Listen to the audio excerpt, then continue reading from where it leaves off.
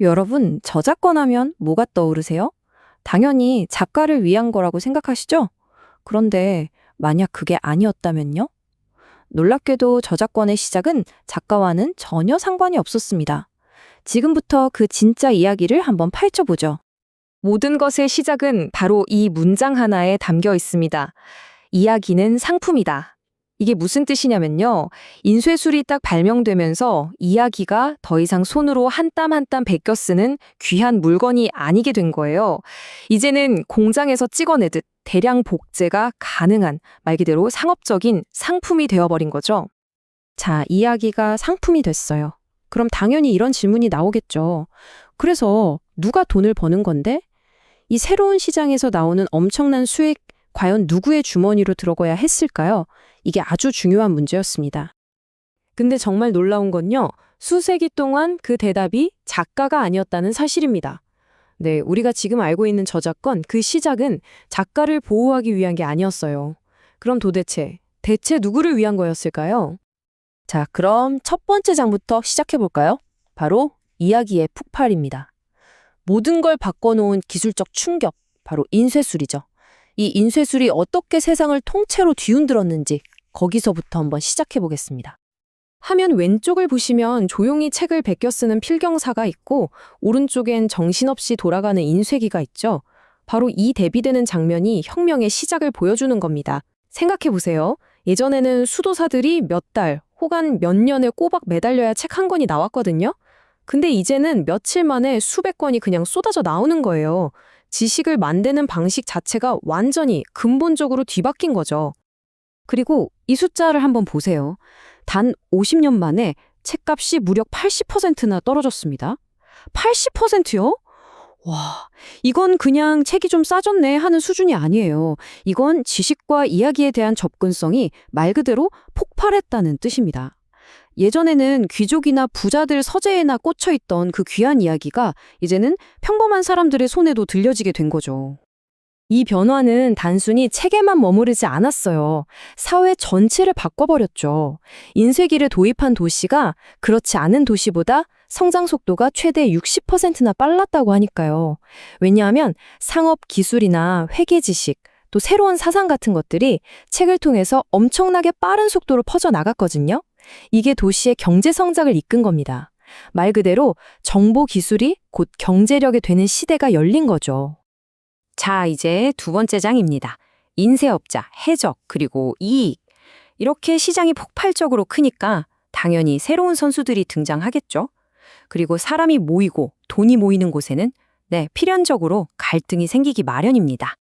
16세기의 인쇄업자들, 이 사람들은 지금으로 치면 딱 실리콘밸리의 테크 스타트업 같은 존재였어요. 왜냐하면 사업을 시작하려면 엄청난 초기 자본이 필요했거든요. 성공하면 대박이지만 실패하면 그냥 바로 파산으로 가는 정말 하이리스크, 하이리턴 사업이었던 거죠. 이 도표를 보면 그 리스크가 얼마나 컸는지 바로 알 수 있습니다. 비용의 절반, 무려 50%가 종이값이에요. 그러니까 인쇄업자들은 책을 한 권 찍어보기도 전에 이미 어마어마한 빚을 지고 시작하는 거나 마찬가지였던 겁니다. 자, 바로 이런 위험한 상황에서 아주 골치 아픈 존재가 등장합니다. 바로 도서 해적이죠. 이 사람들은 뭐냐면요. 정식 인쇄업자들이 온갖 위험을 감수하고 겨우 성공시킨 베스트셀러만 쑥쑥 골라서 그냥 그대로 베껴서 팔아버리는 거예요. 편집비? 작가 인세? 그런 거 하나도 안 들죠. 그러니까 당연히 가격 경쟁에서 상대가 될 수가 없었습니다. 이게 얼마나 심각했냐면 로저 워드라는 해적이 딱 한 번에 알파벳 입문서를 불법 복제하다가 걸렸는데 그 수가 무려 10,000권이었습니다. 10,000권. 당시 일반적인 책 초판이 고작 몇백 권 수준이었던 걸 생각하면 이건 정말 어마어마한 규모죠. 해적질이 그냥 좀도둑 수준이 아니라 얼마나 조직적이고 심각한 문제였는지 이 숫자 하나가 딱 보여주는 겁니다. 자, 상황이 이렇게 되자 세 번째 장, 지식에 대한 독점이 시작됩니다. 이 혼란을 잠재우기 위해서 인쇄업자들과 정부가 머리를 맞대고 해결책을 찾아내거든요. 근데 그 해결책이라는 게 우리가 생각하는 그런 공정한 방식이 아니었어요. 이건 질서를 위한 아주 은밀한 거래에 가까웠습니다. 핵심은 바로 이겁니다. 인쇄업자들은 해적들 때문에 우리 사업 망하겠다, 우리 투자를 보호해줄 독점권이 필요하다고 외쳤고요. 반대로 왕실은 이거 책 때문에 이상한 사상이 너무 퍼지는데 통제할 방법이 필요해 라고 생각했죠. 보세요. 서로의 필요가 기가 막히게 딱 맞아떨어진 겁니다. 그렇게 해서 탄생한 게 바로 스테이셔너즈 컴퍼니라는 출판 길드입니다. 일종의 조합이죠. 이들은 정부로부터 잉글랜드 내에서 인쇄할 수 있는 독점적인 권한을 부여받아요. 그 대가로 뭘 했을까요? 바로 정부 입맛에 맞지 않는 불엄서적들을 알아서 걸러내는 일종의 검열관 역할을 했던 겁니다.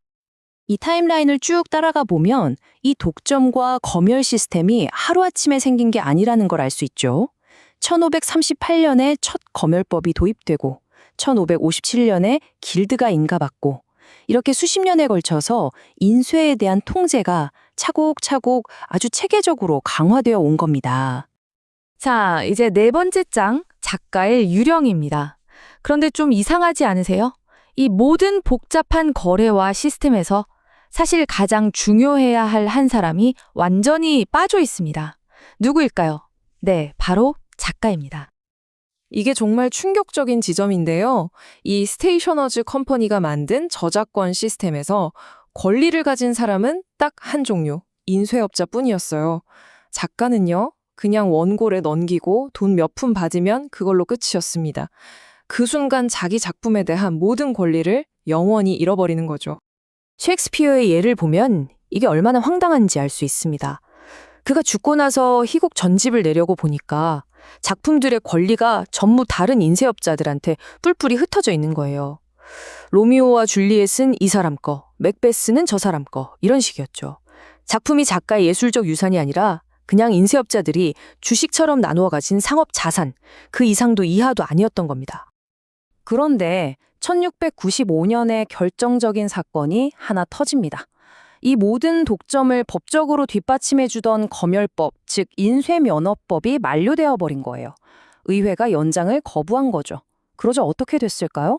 법적인 보호막이 사라지면서 150년간 유지되던 시스템 전체가 순식간에 혼돈 속으로 무너져 내렸습니다.